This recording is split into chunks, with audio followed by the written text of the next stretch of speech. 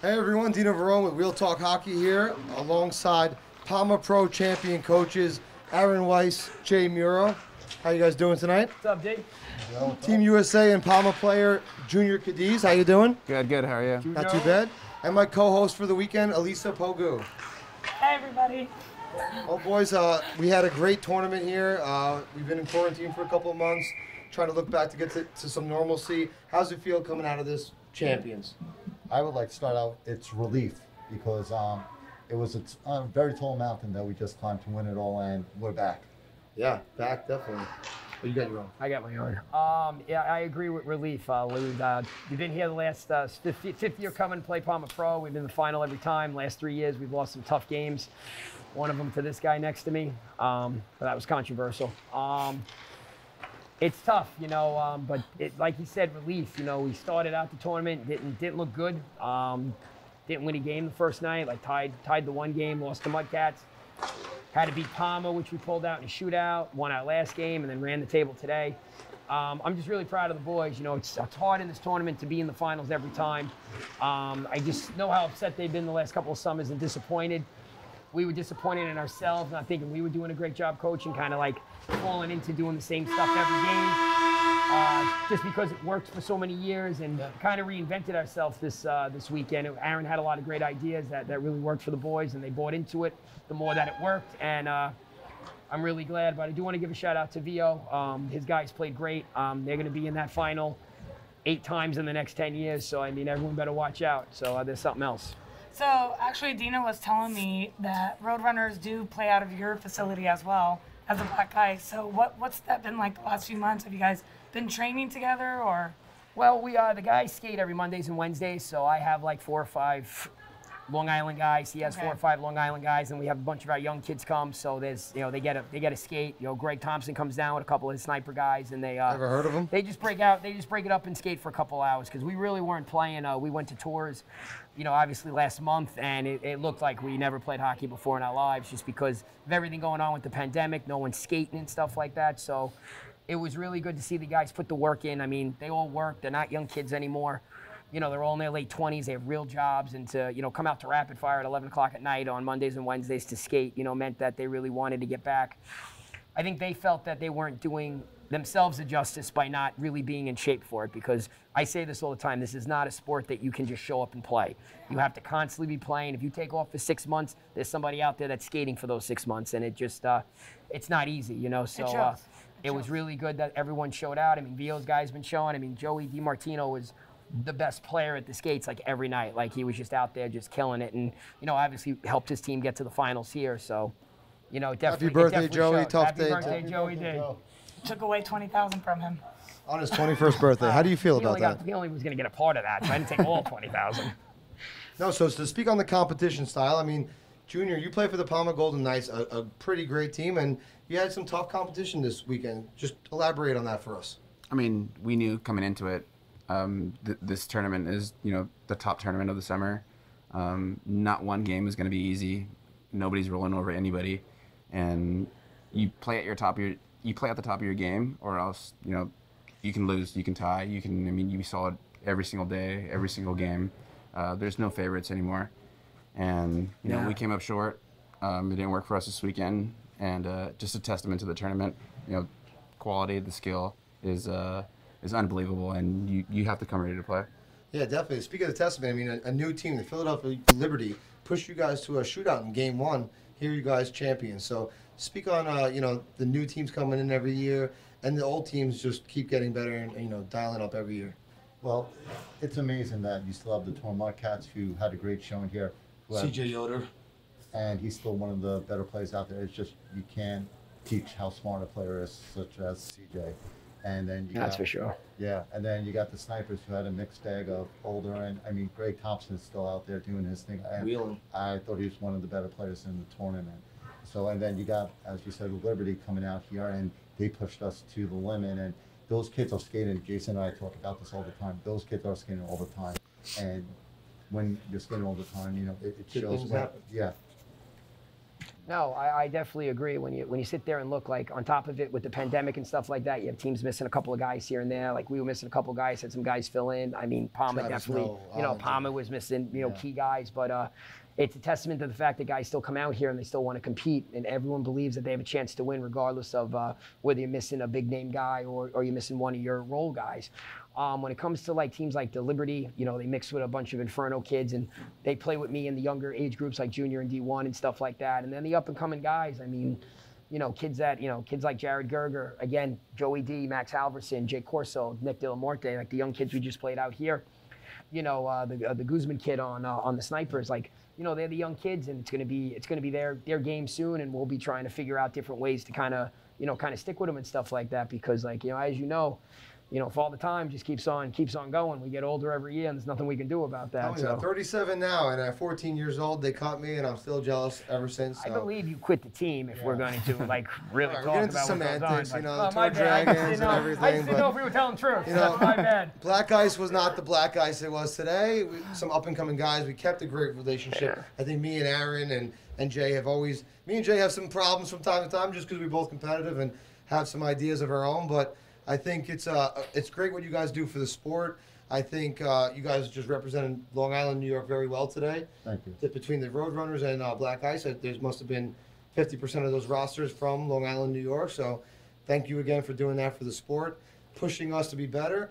When it's all said and done, I'm going to be more championships than Jay and Aaron combined, so that'll be all right, but we're trying, So what are your thoughts on that?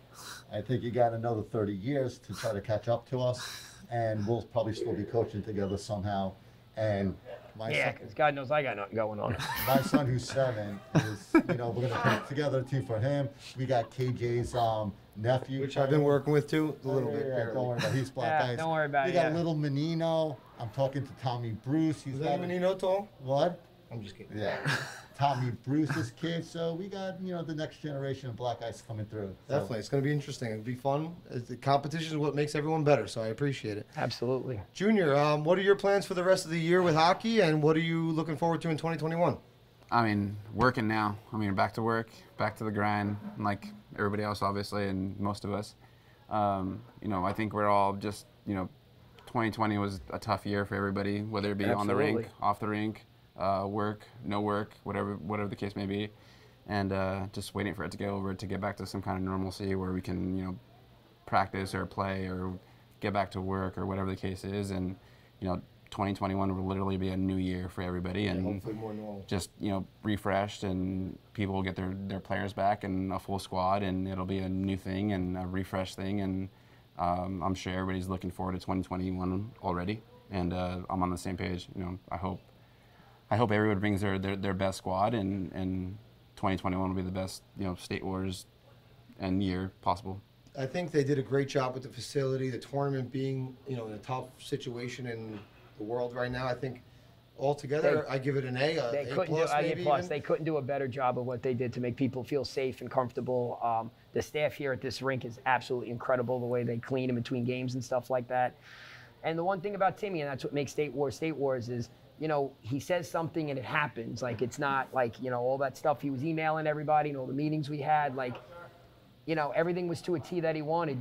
He's a perfectionist, and him and Greg do a great job. And I mean, you couldn't ask for anything than what they did here, Yeah, no, it's just top notch from when we first came in here, saw the arena, beautiful arena.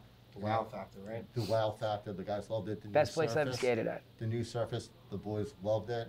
Okay, puck flew on it perfectly. Everything worked out perfect. And like they said earlier, like we walked off that bench, they cleaned that bench, we felt safe. Yeah.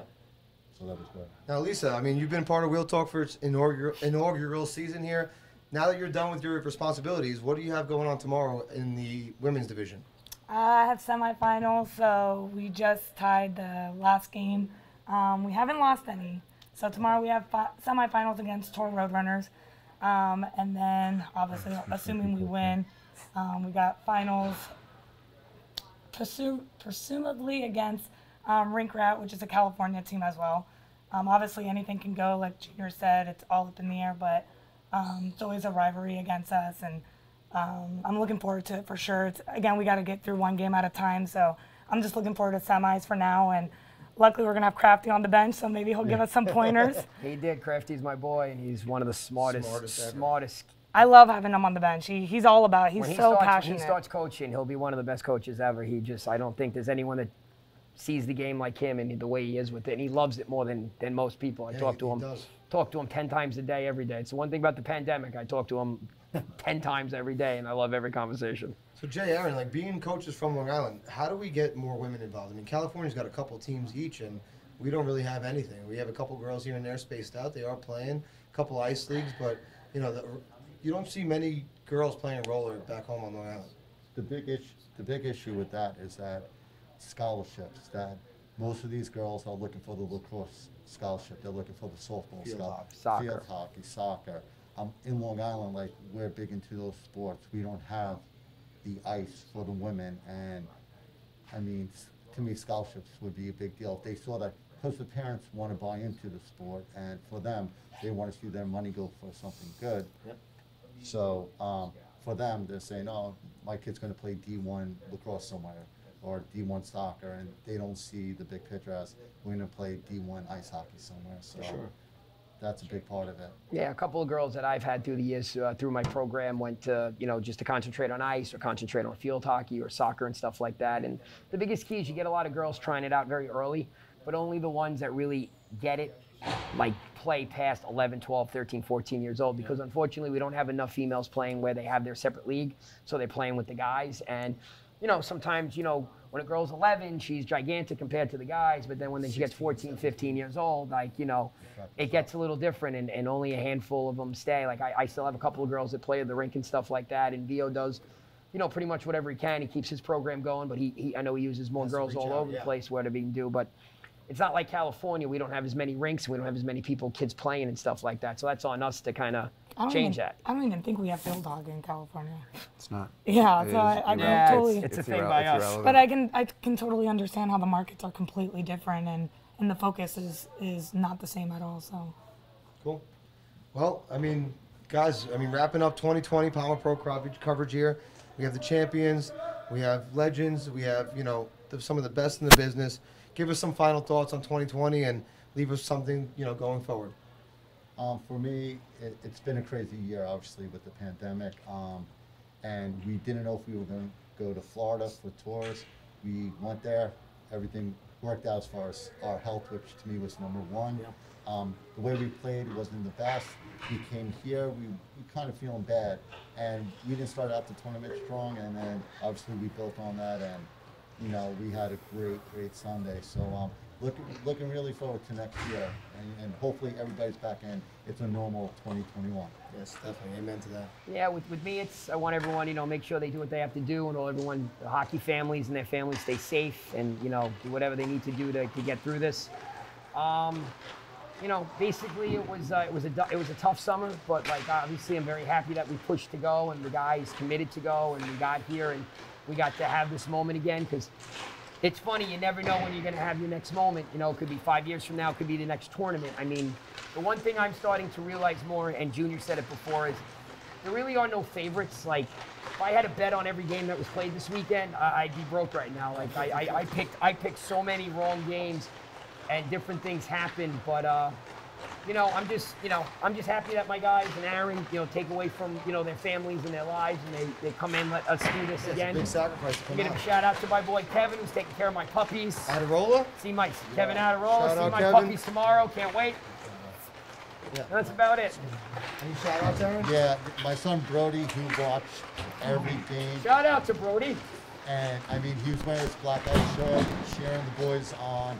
George gave him a shout out when he announced, and it made Brody's day. Awesome. Yeah, so and I gotta say, my daughters, Abby and Liv, they don't care as much as Brody. I'll give a shout out to Carter Tiefenworth, who will be here once in the near future playing with Black Ice. Yeah, and thank my wife for letting her doing this crazy stuff with Jay all these years. And I thank his wife also.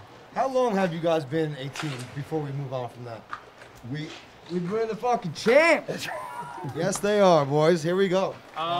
We start out in 98 together. 98 together, but we were playing with each other hockey-wise since like 96. Yeah. Ironically, it's his number also. We've been together for a long time. He's my man. Yeah, no. Does that start at, what rink does that start at? Power play hockey. Yeah. Okay. And basically, I remember at one point I was going to give it up, married, getting ready to have kids, but I'm a school teacher. I have the summers off, so I couldn't be as involved as I used to be with the kids' programs. So Jason, of course, you know, he loves it, and he kept it going. I mean, obviously without Jay, there's no black ice, and I think Jay, you know, making me still like the next big part of this, and being able to go. I want to do it with anybody else. With our man KJ, I mean, they're like my nephews, these boys, you know, like, we just talk all the time, it's, love them. Yeah. It's more than just a hockey team. It's a It's family. way more than hockey. It's like the Pama fam. Look at that. We're all it's a family. We're all family. Definitely Pama is. Black Ice. Jay, you have any shout-outs? No. I'll give a shout out to my mom. Hope you stay safe. Hope you let me see you tomorrow. Rapid I Fire don't- Arena. I don't have coronavirus. Thank you.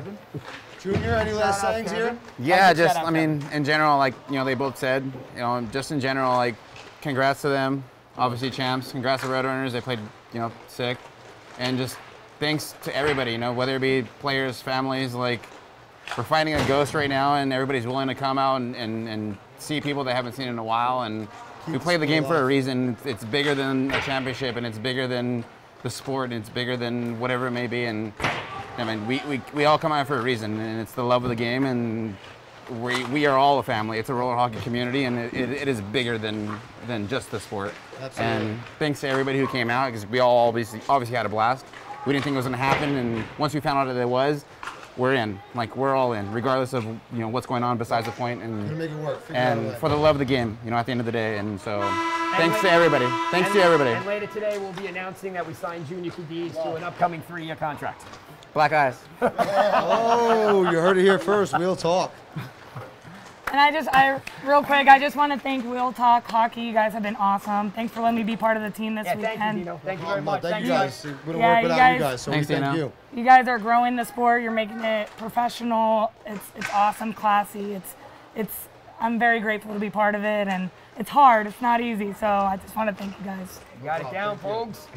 Well, I mean, that's going to wrap it up for tonight. That's going to wrap it up for the 2020 edition of the Pama Pro Invitational. Wheel Talk's inaugural season here. Thank you for Lisa. Thank you for all our guests, Aaron Weiss, Jay Muro, Junior Cadiz, Chad Siebel, Tim McManus, Chris Trefst, KJ Tiefenworth, Thank you. and Etan Chavera, obviously our first guest, and repping the sticker on his little shield all weekend.